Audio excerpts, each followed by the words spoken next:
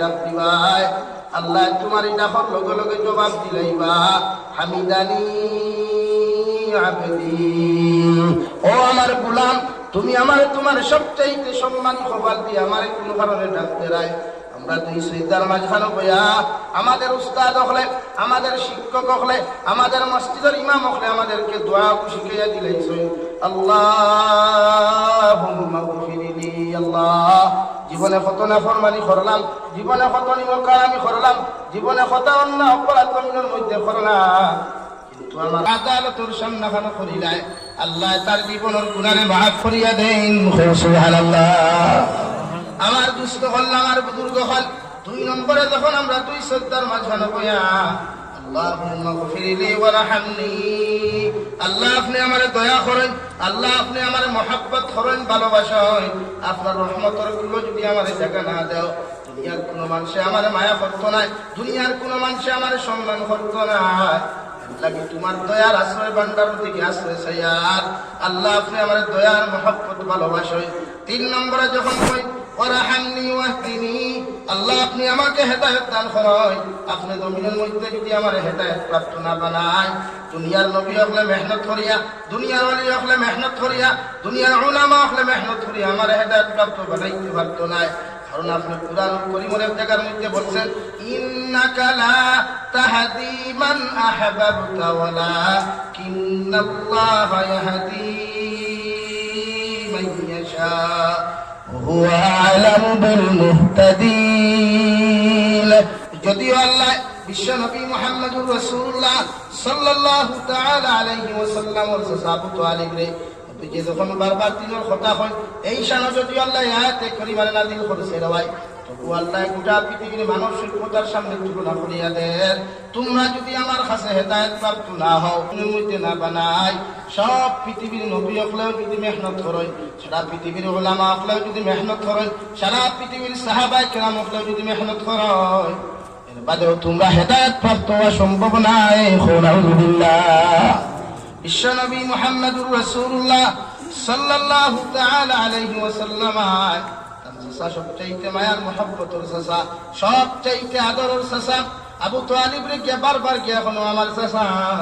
আমি আপনারে খুঁজার একটা বার কলিমা পড়িয়া মুসলমান হইয়া কোয়া চাচা বারবার জবাব দেন আমার ভাতিজা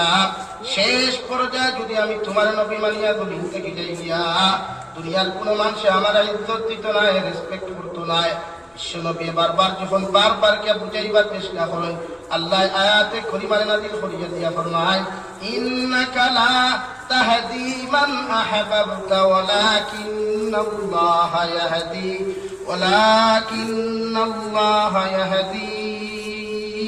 মান ইয়াশা ও নবী মুহাম্মদুর রাসূলুল্লাহ তুমি যারে চাইবা তারে হেদায়েত দিতে পারতা না যারে ইচ্ছা তারে কোনোদিন হেদায়েত প্রাপ্ত করার সম্ভব হইতো না এই সমাজে হেদায়েত প্রাপ্ত হইতো না অর্থাৎ তুমি সারাদিন যদি মানুষের হেদায়েতের বাণী শোনাও আমি আল্লাহ তোমারে খয়ার হেদায়েতের মালিক তোমারে আমি আল্লাহ বানাই নাই তোমার একমাত্র পৌঁছাইয়া দিছি আদম সন্তানের খানে খানে গিয়া দিনের দাওয়াত খান পৌঁছাইয়া দিলাও এই অভিনখে হেদায়েত প্রাপ্ত হইতো না এই ব্যাপারে একমাত্র সবচাইতে বেশি আমি আল্লাহ জানি সুবহানাল্লাহ এর লাগি আমরা নামাজের মুসল্লাত দাঁড়াইয়া আল্লাহর দুই সিজদার মাঝখানে বইয়া দোয়া করি ওয়াহদিনি আল্লাহ আপনি আমারে হেদায়েত দান করুন কোয়া আর 4 নম্বরে আমরা দোয়া করি ওয়াফিনি আল্লাহ আপনি আমারে সুস্থতার দিন থেকে জমিনের মধ্যে দান করুন কারণ আমার মতো কত হাত আলা পাওয়ালা মানুষ এই ছত্রিবাড়া এলাকার মধ্যে শারিং পাতার এলাকার মধ্যে কত মানুষ জুমার দিন আজান হইলে আফসোস করে বিছনাত থাকি আল্লাহ যদি আমার পাও খানটা বালা করতায় যদি আমার হাত খানটা বালা করতায় যদি আমার শরীর খানটা সুস্থ বানাইয়া দিতা আমাদের সব রিজিক আল্লাহ বন্টন করিয়া রাখি দিছে রে ভাই আল্লাহ কি ফরাসর বেশি নিচে রইলেও নিচের থাকি আল্লাহ ফসল উফরে ধরায় আলুর রোয়া পিছনে রইলেও আল্লাহ নিচের দিকে সবজি খানটা ধরাইয়া দিলায় বিশ্বনবী মুহাম্মদুর রাসূলুল্লাহ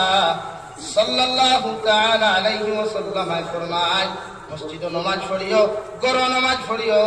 বন্ধ মাঠও গেলেও মাঝে মধ্যে নামাজ পড়িও বন্ধুর আলীর মধ্যে যখন তুমি খেত যাইবাই দুহরের সময় হইছে 2 জন তাকো 1 জন তাকো 3 জন তাকো 4 জন তাকো অন্তরালীর মধ্যে দাঁড়াই আল্লাহর আযান খান সুন্দর করে দিয়া উযু করিয়া নামাজের মুসল্লার মধ্যে দাঁড়াইয়া যখন হইবা ওয়ারযুকনি আল্লাহ, আপনি আমার হালাল রিজিককে মালামাল খরচ, এত পরিশ্রম করিয়াম, এত মেহনত করিয়া দান লাগাইলাম, সবজি লাগাইলাম, আমার জমিনের মধ্যে হালাল রিজিক দিয়া মালামাল করিয়া দেখুয়া। বিশ্বনবী ফরমান পরিশ্রম করিয়া যখন মেহনত করবাই আল্লাহ তোমার ফসল খেতো আল্লাহ বরকত দিব। সুবহানাল্লাহ। মাঝে মাঝে নামাজ বন্ধ করিও, মাঝে মাঝে জানুর আলিক দিয়া নামাজ পড়িও, হন দোয়া করিও, সুপারি বাগানের মাঝে নামাজ পড়িও, ফসল ক্ষেত্রের মাঝখানে নামাজ পড়িও। রিজিক আল্লাহ জমিনও রাখছে, রিজিক জমিনের তলে রাখছে। লাগি ফসা আলু আদা খান রইলেও হ্যাঁ দান এক কেসা খেং দে, এক দান থেকে এক কেসা খেং দিয়া অগুর হইলে 100, 150, 200টা পর্যন্ত খেয়ে ধরায় রিজিক সারা। লাগে আমরা নামাজে দোয়া করি, ওয়ারযুকনি আল্লাহ, আপনি আমার রিজিক দাও, আপনি আমার হালাল মাতই না এখানে হালাল রিজিক দাও। নামাজ পড়েন নি সারা মাঝে মধ্যে সারা যুবক হলো তো ঠাই বলে তারা নামাজ পড়ে। আরে ভাই যুবকগুলোর সময়ও নাই, তার গার্লফ্রেন্ডকে সময় দিত না, বয়ফ্রেন্ডে দিত না, বেস্ট ফ্রেন্ড দিত, তার উপায় চিন্তা না। যুবক হলে নামাজ এই সমাজের সবচাইতে বেশি গুরুত্বপূর্ণ পার্শ্ব এটা হলো যুব সমাজ। বিশ্বনবী ফরমান যুব সমাজ ইসলামের মেরুদণ্ড।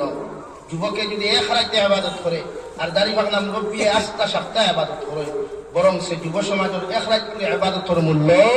আল্লাহর কাছে এক সপ্তাহের ইবাদতটা কি বেশ হইব। সুবহানাল্লাহ। সুবহানাল্লাহ। নাকি যুবক হয়ে নামাজ পড়িও, তুমি যেন তিলাওয়াত করিও, আল্লাহ তোমার তান্ডে সুস্থ রাখছে, এনার্জি দিছে। এখন টানটা নামাজে 2:30টায় গোসল করতে পারবা, ফজর ওয়াক্ত গোসল করে জমাত হয়ে যাইতে পারবা। এই পর্যন্ত আল্লাহ তোমার শরীরে এনার্জি দিছে, এর লাগি তুমি যেন নামাজ করতে করিও, নামাজ পড়িও। আল্লাহ আমরা যুবক বানাইছে, আমরা যুবক বানাইছে, নামাজ পড়িও। ই তো নাই মুরব্বী হলো একদিন আসলো, আমরা থাকতো না, এটা আমরা ক্রুশ হইব না ভাই, আমরা ক্রুশ হইব। চুল দাড়ি সাদা